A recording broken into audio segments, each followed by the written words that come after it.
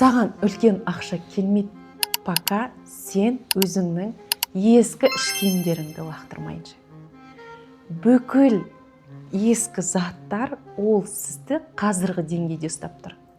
Сіз сол киіп жүрген деңгейге дәл қазір сәйкес келіп тұрсыз.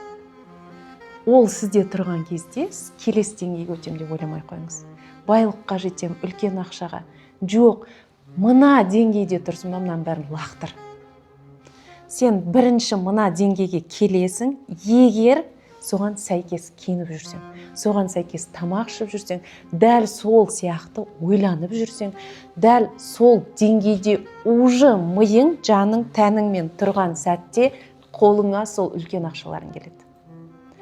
Осы үлкен ақшаларға жеңіл келгіңіз келіп жатса, менің тегін сабағыма тіркеліп алыңыз, төменге плюс қалдырыңыз, парақшама өтіңіз.